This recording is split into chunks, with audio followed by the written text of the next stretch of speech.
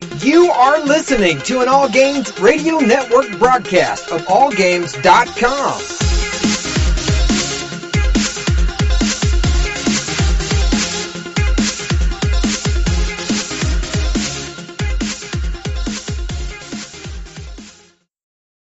Hi, this is Normie from Knuckleballer Radio and Zombie Cast, and you're listening to one of my favorite shows on the Geeky Antics Network. Don't forget to check out the rest of the gang over at geekyantics.net. Warning, there might be rants and food ahead and possibly inappropriate behavior. Don't tell anybody though.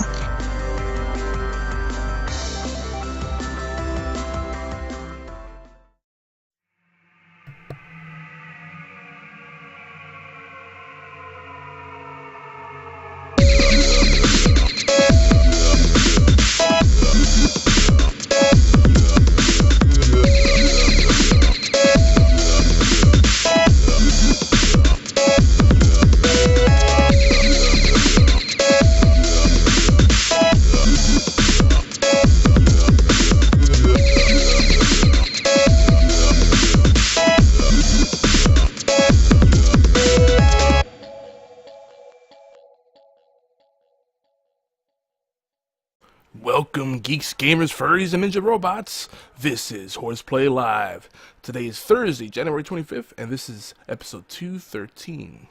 Let me make sure. No, it's episode 214. I'm not keeping track of these numbers anymore. I'm losing it, guys. I'm losing it. And actually, I just want to say before I forget, I accidentally reposted the episode 212, the quickie, as part of episode 213. So if you missed that one, you're going to get it again as a little intro cut. And I'm like losing my voice over here. That's, of course, right in the beginning of the show. Anyway, it's episode 214. And we're tentatively titling this one Dragon Ball FighterZ, which is supposed to be pronounced Fighters, apparently. Bandai Namco put out a tweet. Official press release. That's what a press release is these days. We just tweet it out. We'll put it on Facebook, right? And it said it's pronounced Fighters, not Fighters or FighterZ. So now we know, and the world is better. And Monster Hunter World. We'll get into why that's in the title. I think it's pretty big news, especially if you're a gamer. And it's kind of in line with what we've been talking about the past few weeks.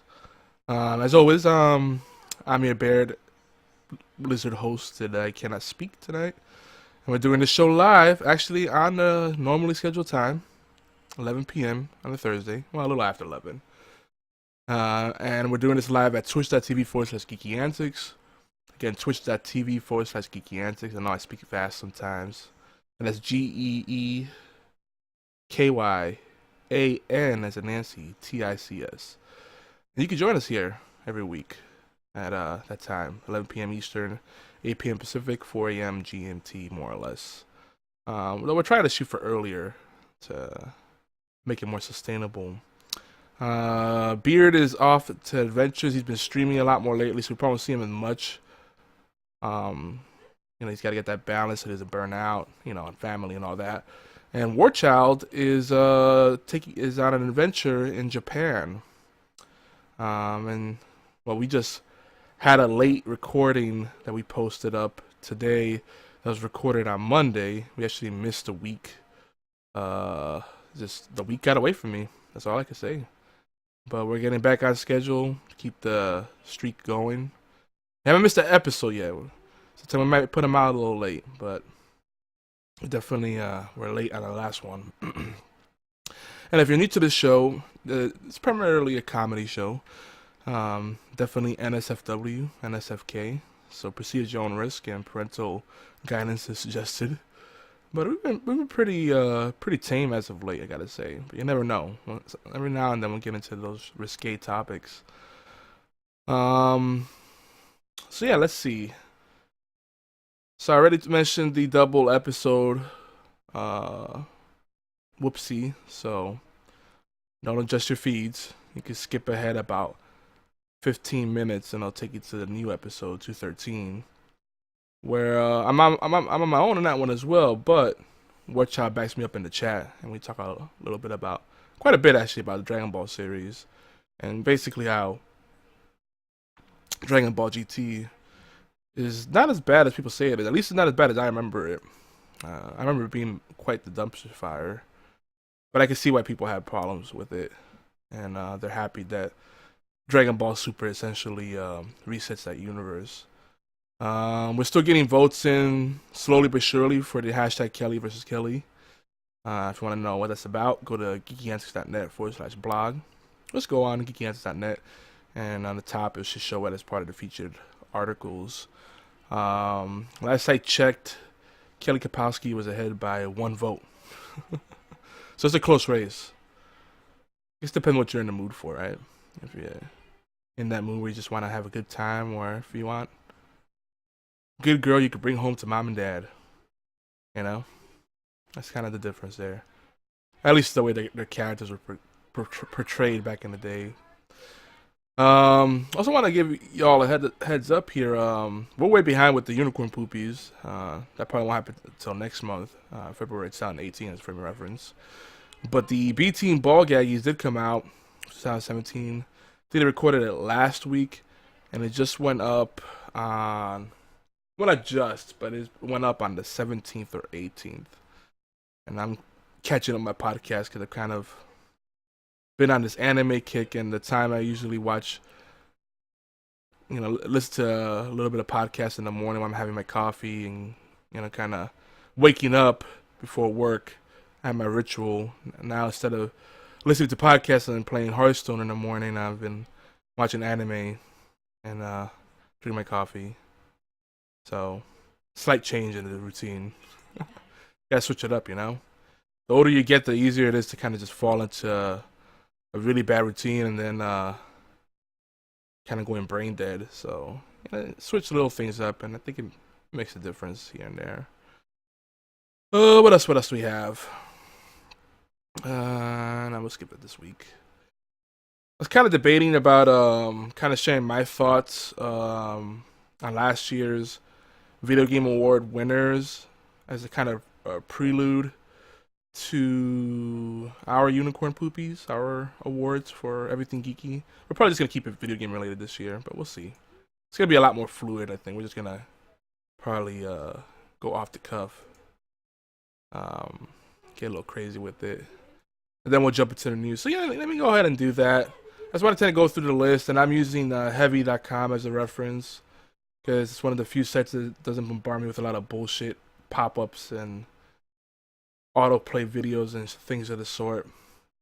And just looking back last year, it was a very quiet year for video games. And I thought it was just because I just been so busy.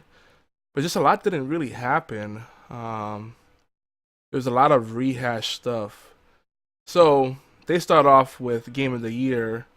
The candidates they had with The Legend of Zelda. And already okay, I think I have a feeling I know where this is going. Especially when you see the rest of these guys. Persona 5, alright, strong candidate. Super Mario Odyssey, okay, very strong candidate. PlayerUnknown's Battlegrounds, or just PUBG. It flows so much easier off the tongue, right? And Horizon Zero Dawn, and when you put that one in the bottom of the list, you might as well just drop that from the list. That game came and went, and from what I've just seen and heard, it was pretty forgettable. And people enjoyed it, but they moved on. Whereas people still talking about PUBG. I still hear Super Mario Odyssey brought up. Legend of Zelda Breath of the Wild. I hear more about Persona 5 than I do Horizon Zero Dawn, but that could just be the friends I keep.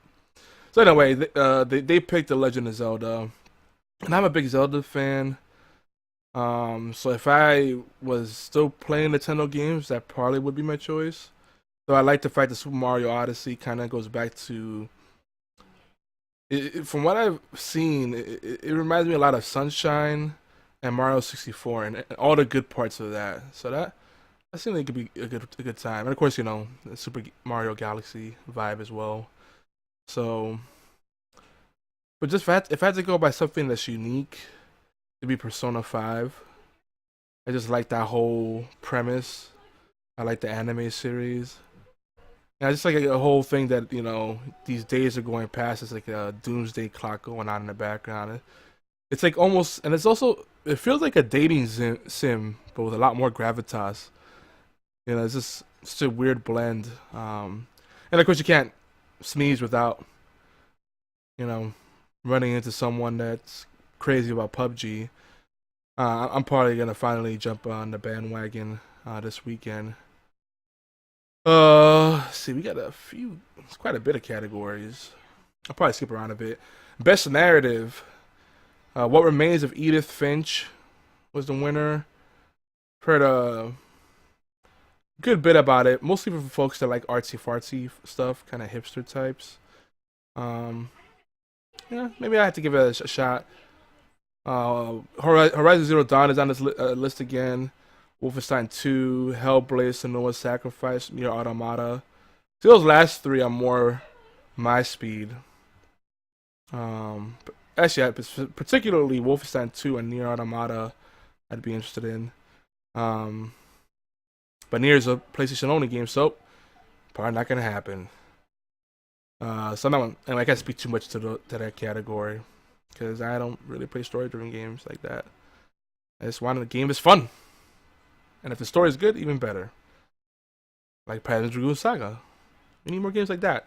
See, a fun game with great mechanics, but the story is an afterthought. But it's still a good story. See, now I feel like when they make these strong narrative-driven games, they focus so much on the story that when you're done, it's like, the gameplay wasn't that great. Anyway, I'm not gonna get back into that rant. Best art direction: you have Cuphead, Persona 5, Destiny 2, Legend of Zelda: Breath of the Wild, Horizon Zero Dawn. Destiny 2, they didn't do much to change it from what it was last time. I mean, yeah, they keep that Halo style going strong. It's a pretty game. I think the environments are prettier to look at now, so I'll give them that. But it's not like a huge jump from last Destiny, even with them just focusing on the so-called next gen, or the current gen, whatever we want to look at it. So Cuphead was the winner, and I have to agree with that. Just because it's a unique art style, they nailed that vibe completely. You know, this end to end, I love everything about the game. The music, you know, because I look at the art end to end, not just the visual presentation, the stylings and all that, but you know, the aesthetics, so to speak. But just the overall vibe, music contributes to that. Sound effects, it's just everything is on point. The sound level, I mean, everything is just very well executed. Now we got the next next category: best score / music. Cuphead, Persona 5, Nier Automata, Legend of Zelda, Super Mario Odyssey, Destiny 2. Nier Automata won. I can't speak too much to this one, but again, of the ones I am familiar with, Cuphead will win it for me. But Destiny 2's great Halo, kind of vibe. That still works. So that's cool too. Best audio design. Hellblade, Senua's Sacrifice won that. I really gotta try this game out, or at least look into it more. I heard it a couple times mentioned in passing, and then didn't really follow up. Shame on me. They have Resident Evil 7 on there. I'm curious about that one. Destiny 2 appears again. Let's see. Best performance. I can't speak to this too well, but I do see the Claudia Black of Farscape and Stargate SG-1 fame plays Chloe Fraser. I didn't know that in Uncharted: The Lost Legacy. She would win my vote already. There's another Laura Bailey. She's playing Nadine Rose in Uncharted: The Lost Legacy. They got two different candidates. Melina Jurgens. Why didn't they sound familiar? She plays Senua in Hellblade: Senua's Sacrifice. That was the winner.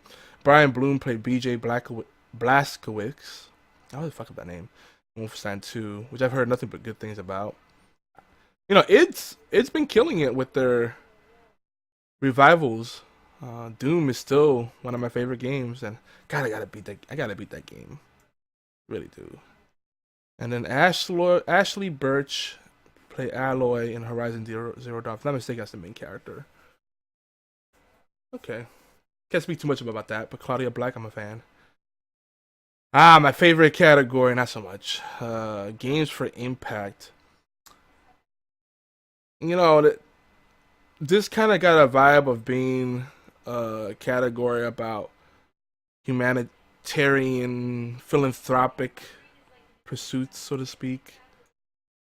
Just because of some of the past discussions and candidates in this category. But just general impact, just I guess feels that it's provocative and it evokes emotional response. I think that's the best way to describe this. So they say, "Please knock on my door. Night in the woods. Life is strange before the storm." Hellblade: Senua's Sacrifice, or Remains of Edith Finch. Bury Me, My Love. So a lot of familiar faces here, and some new faces. And Hellblade won. Interesting. Best ongoing game. Now this is a cool guy. I like this category because it gives you a chance to give love to the games that are still going. And I'm happy that they added Rainbow Six Siege as a candidate. Warframe, Destiny 2, which yeah, it really is just Destiny 1. Grand Theft Auto Online, PUBG, and Overwatch. Overwatch won. But I have to say all of these are great. Destiny 2 probably the least of them. Warframe is a better Destiny game, to be honest. The thing that hurts Warframe, I think, is that it's complicated to figure out how to go about your missions and stuff. Destiny handles that better with the world map. But that said, you customize your ship. You don't just see your ship in the loading screens. You can actually walk around in your ship and make it your own, and little touches like that, it makes it a better game. Rainbow Six Siege would have won this for me, but you know, I really love that game, so I'm a little biased. Best mobile game here, and then they have a best handheld game. I guess it's worth distinguishing those. They do have a different kind of vibe. Best mobile game. We have Super Mario Run, Fire Emblem Heroes, Old Man's Journey. I really do want to play Fire Emblem Heroes. That's the free to play one. Free to play to an extent. I think there's some kind of like level or equipment cap or something like that. But I think I recall you could play the whole thing without paying a dime. It's just not as fun. Monument Valley 2 and Hidden Folks. Monument Valley 2 won. Interesting. Well, I played Super Mario Run. That was neat. I would have to say if I got just based on the type of game I like, I'd probably go Fire Emblem Heroes. So interesting choice there. Best handheld game: Metroid: Samus Returns, Monster Hunter Stories, Poochie and Yoshi's Woolly World. I love that. Ever Oasis, Fire Emblem Echoes, Shadow of Valentia, over Valencia, I don't know how you say it. And Metroid: Samus Return won that one. I probably would go for that too. Though Poochie and Yoshi's Woolly World looks interesting, and I love that title. And Monster Hunter Stories, Fire Emblem Echoes. This is a tough category. Best VR AR game. Not even gonna bother with that. That could suck a dick. Best action game. You got Prey, Neo, Cuphead, Destiny 2, and Wolfenstein 2. Ooh, see, this is why I hate the whole action category. It's just too loaded. It's not fair to put a game like Cuphead and Prey, or even Neo, against Destiny 2 or Wolfenstein 2. The similarity, but they're also so different. I mean, yeah, Cuphead is very action-packed, but still, it's just such a broad category. For me, from my personal experience, I would lean towards Prey or Cuphead. I probably need to put in more time into Prey to see if I still love it, but that is a very underrated game, and I love the way it opens up. It's actually surpassed my expectations. The trailers for that game, the teasers didn't do it justice, But I guess it was good because it teased you just enough, and when you went into it, you didn't know what to expect, and it's very, very pleasant surprise. Very pleasant. English. Challenging. Best action adventure game. Another broad category. We got Legend of Zelda, Assassin's Creed Origins, Uncharted, The Lost Legacy, Super Mario Odyssey, Horizon Zero Dawn. This is where it starts getting repetitive. Legend of Zelda wins. No surprise there. Out of these, I think that's what I would have picked anyway, and maybe Super Mario Odyssey. Close. That would definitely be a close second, or it might be my number one depending on which one I put the time into. Assassin's Creed, I'm still burnt down on it, so nope, pass. Best role-playing game: Final Fantasy 15, Divinity: Original Sin 2, South Park: Fractured Butthole, Nier Automata, Persona 5, and Persona 5 won. That was a pleasant surprise. Best fighting game. Here's one I'm interested in. So we got Tekken 7, Nidhogg 2, Marvel vs. Capcom Infinite, Injustice 2, and ARMS. Injustice 2 won. Knowing my taste, I probably would have gone with Marvel vs. Capcom Infinite. The only reason I didn't pick up that one, not having Wolverine, and I think they don't have Felicia, the cute cat girl, the Nico girl. So that's like a deal breaker for me. But I like the whole gem system. It looks promising. I mean, who takes out Wolverine and some other staple characters to put in Gamora and X7, whatever her name is, Wolverine's daughter? They could add them to the cast, but I don't get this whole thing of just they keep stripping down the roster. They get it's a huge resource hog to have a lot of huge character rosters, but in this day and age, that's kind of what makes fighting games interesting, is having so much variety and so many viable characters and team comps. But I guess they're gonna, have DLC character packs, blah blah blah. Suck my dick. Best family games: Splatoon 2, Sonic Mania, Mario plus Rabbids, Kingdom Battle, Mario 8 Deluxe, Super Mario Odyssey. Super Mario Odyssey 1. This is a tough one. I kind of dig all of these, but there's got to be more than that out there. I don't know. Best strategy game: XCOM 2, War of the Chosen, Tooth and Tail, Total War Warhammer 2, Halo Wars 2. I'm glad they got a mention. And Mario plus Rabbids Kingdom Battle. And no surprise who won. Mario. I would have probably leaned towards Halo Wars 2 or XCOM 2. And Halo Wars 2 already got a huge price drop. I think it's worth picking up now. If you haven't checked it out. It's like a $30 game. Totally worth it, that price. We got Sports Racing Game Pass. Best multiplayer. That's a big hello. Good night. Going to bed? Is it the morning for you? Or you just going to bed? Alright, bro.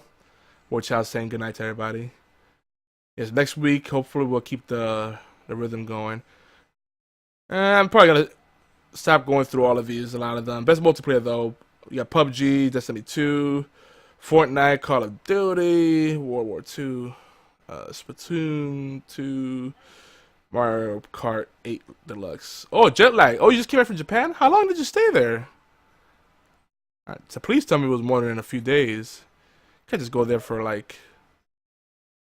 You imagine just going to Japan for like 3 days? I can't do it. You spend most of your time traveling. So he's jet lagged. Alright, next week, man, we'll catch up.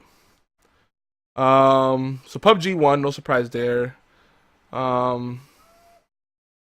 It's interesting. There's mix. Some people like Fortnite better than PUBG. Some vice versa. Oh, you did do 3 days. Wow, more power to you. If I go out there, I'm gonna make it count. I hope you did a lot of cool stuff in that 3 days. I was gonna say I like World War II, Call of Duty World War II. It's actually surprisingly fun, but still a lot of the same, antics, just shenanigans that remind you why Call of Duty's gone down a shithole. But it reminds me a lot of original Black Ops, and then it has some of the appeal of Call of Duty 4. When Call of Duty and Modern Warfare 2, I would say. I guess you say that series was at its peak. Yeah, that's what most people feel. But yeah, it's some good appeal there. It's fun. It's good. It's good for giggles. So yeah, best multiplayer. Best multiplayer. Another one of those really broad, loaded categories. Like, well, Jesus, so many multiplayer games. Almost everyone's moving over to the multiplayer model. Games as a platform. So that's got to change, I think, to really give everybody a shot. Most anticipated game: Last of Us Part 2. Meh. Red Dead Redemption 2. Yeah. God of War. That's really interesting. Marvel's Spider-Man, Monster World Hunter. Monster Hunter World. I keep getting that name all messed up. Monster Hunter World is definitely up there for me, as well as Red Dead Redemption 2. But Last of Us 1. That game is so overrated. I'm sorry. Best independent game: Cuphead, Night in the Woods, Pyre, Hellblade: Senua's Sacrifice, What Remains of Edith Finch. Gotta give some love to Pyre. From what I've seen, just the whole premise of it, these epic battles that are just like basketball games with superpowers. I love that. So gotta give love to that. But Cuphead won, and it's very well deserved. For all the wait we had for Cuphead, I think it was well worth it. Now, when I get the rest of the gang here, I might change some of my thoughts on this, but I'm just kind of running through and sharing my initial thoughts. So far I'm 50-50. I agree and disagree with a lot of these. Best student game, interesting. We'll skip that for now. Trending gamer, don't care though. Dr. Disrespect won. My son talks about him, so that's telling me how disconnected I am. Because I have no clue and don't really care. Best esports game. I do like this category. Rocket League, League of Legends, Dota 2, Overwatch, Counter-Strike, or CSGO. Let's keep it simple. Overwatch 1, but lots of love to Dota 2. Lots of love to all these games. Except maybe CSGO. I'm just not into it anymore. But it's a cool community. And Rocket League's still fun. It's a fun game you can play. Nice small amounts, switch things up. I don't think that's going to get old anytime soon. But I tell you, when you play with people or play against people that are really good, it's overwhelming. It's like, wow, do you play any other games? They're doing like all these aerial assault type of things and controlling the direction of the ball precisely. It's crazy. Best esports player, don't care. Best esports team, don't care. And then we got two more: best debut indie game and best Chinese game. So debut indie game. So this is like the first time the developer comes out with something, I would say. Cuphead, Slime Rancher, Mr. Shifty, Hollow Knight, Golf Story. Heard good stuff about Golf Story and Mr. Shifty, but I haven't played. Slime Rancher I haven't installed. I still haven't played, but I heard a lot of people are hooked on that. Cuphead won, and since that's the only one I've played in this list, I would have to agree. What a great way to come out the gates. Best Chinese game. That's interesting, but that's the thing, and then they don't have a Korean category. Monument Valley 2, JX3 HD. Why does it sound familiar? Gumballs, Icy, King of Glory. That sounds like a very religious game. JX3 HD 1. This just reminds me how out of touch I am nowadays. I'm like, oh, no clue what you're talking about. Anywho, let's jump into the obligatory news and rants, and we'll wrap it up there. I'm gonna try to make it quick. Let me just move my kitty. My legs falling asleep. She's on my lap. There you go, baby. All right. Oh, she don't like that I shifted my legs. He woke me up. I was comfortable. Well, I wasn't. So top of the news. A lot of stuff is going on, so I really need to start taking notes as the week goes on. So when I get back to the Google Drive, I don't forget to add. But new phishing scam. that's kind of got multiple layers of subterfuge. Really, this scam is not so new. What it does is it takes advantage of the fact that there are certain domains that we inherently trust, certain brands we inherently trust. And just, one big thing I would tell you right off the bat before I get into this is just because a domain looks legit and something says secure or HTTPS, there could still be a threat, especially on file sharing sites like Google Drive. That's exactly what's happening here. This new scam takes advantage of folks that, order a lot of shit and may lose track of packages. So they send you something bogus from FedEx. And I've actually been getting a lot of these spam emails myself, so they must be very aggressive. You'll get a bogus FedEx email saying you have a package, and then you'll click on it to track it, and it'll take you to Google Drive, and I think at that point when you click on the link, it downloads an executable. I think Lab something it's called. What did they say it was called? And this was uncovered by Komodo, by the way. Just want to put that out there. It installs. What was the name of the? What was the name of the thing? Oh my god, I can't find it now. Okay, so once the URL is clicked, the malicious file labeled copy, the English is great, .exe is downloaded. So there's a few indicators. It says, even though on the surface attack is hard to spot, there are indicators. Presence of exe file in the temp folder, the presence of temp.exe file in the temp folder, the presence of WinNT backend dash a bunch of numbers .tmp.exe file in the temp folder. So once this is installed and active, it's an info stealer malware. What it does, it steals information from cookies, attempts to find credentials that are not encrypted. It looks for information on the person's email, their instant messaging apps, and it also looks for credentials for FTP sites. That's why you have to use secure FTP and avoid anything that stores credentials in an unencrypted manner, like Telnet, for example. And they try to get basically mining for data information. That's information is power in this era of technology. And they also attempt to steal information for accessing your cryptocurrency wallets. So this is another thing where cryptocurrency, cold hard cash, gold, there's something to be said about keeping a mattress filled with money, having a hidden stash under a floorboard or something, especially right now with how great the economy is. There's a concept called melt up instead of meltdown. It's where things are really hitting a peak and it's so good, but it's kind of like the calm before the storm, right? And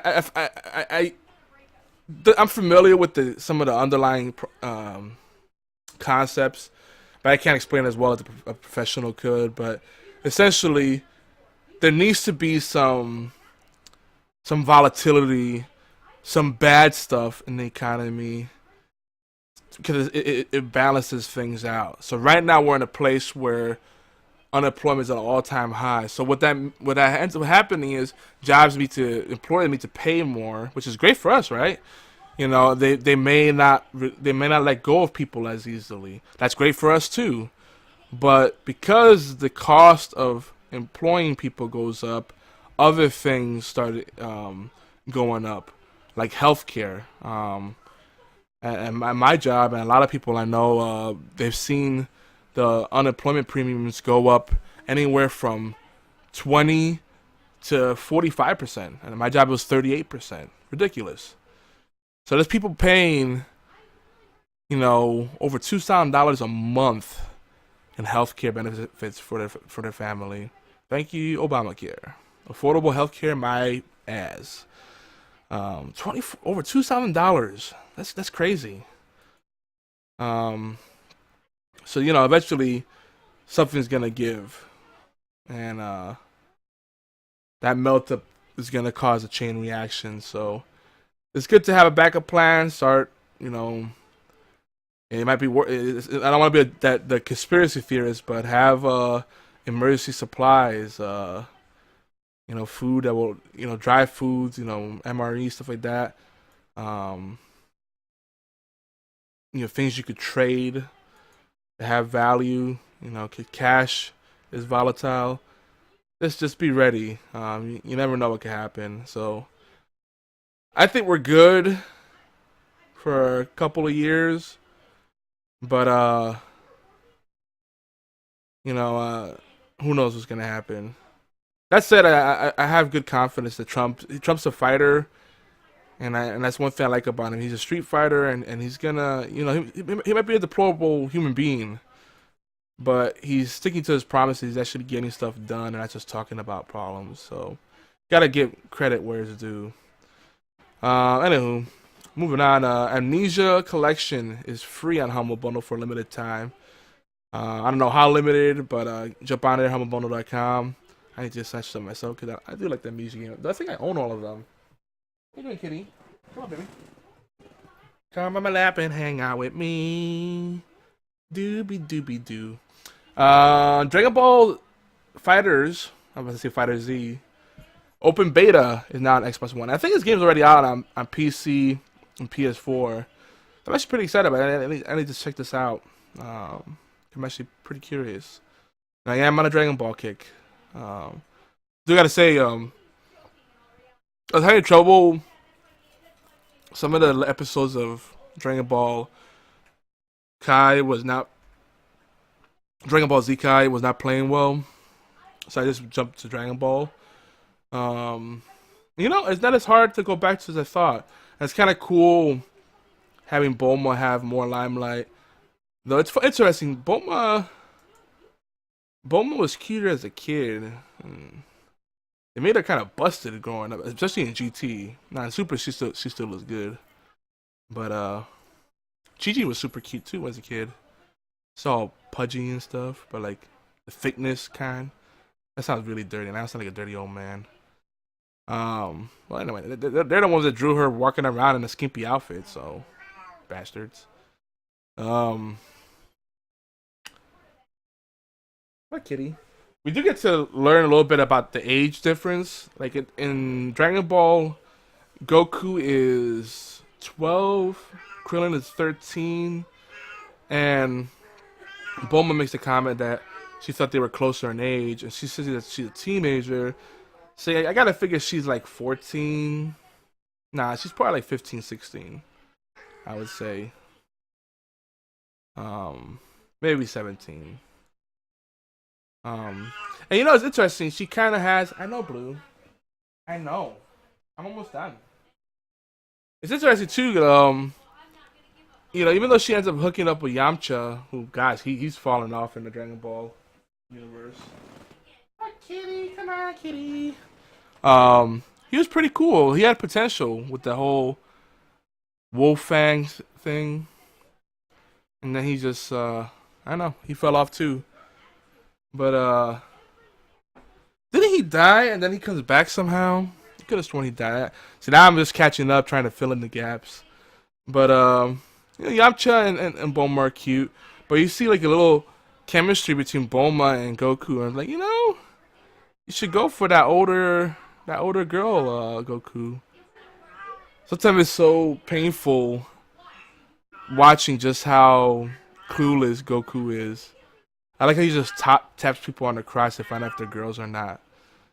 And Blue's just gonna act up here. She's like telling me it's time. That's my warning to wrap it up.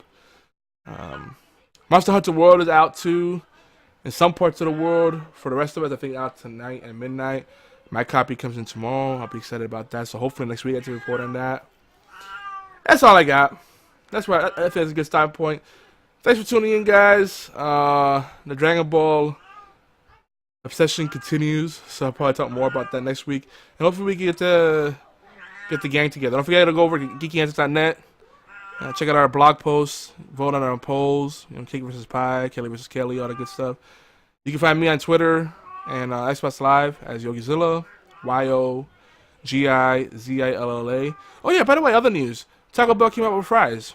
Yeah, that's the thing. And they're not bad. They're not great. They're not bad. I think chicken fries are still the best. Or Popeyes. I think they, as far as seasoned fries, I think they win. And Arby's is up there too. Burger King fries are still pretty good. McDonald's fries, man, they become very. Maybe my palate has changed, but a lot of times you get them, they're like cardboard. It's like, ugh. You just need lots of salt to kind of make them palatable, I guess, is the word I'm looking for. Anywho, this has been HorsePLAY Live, and we'll catch you next week. Peace.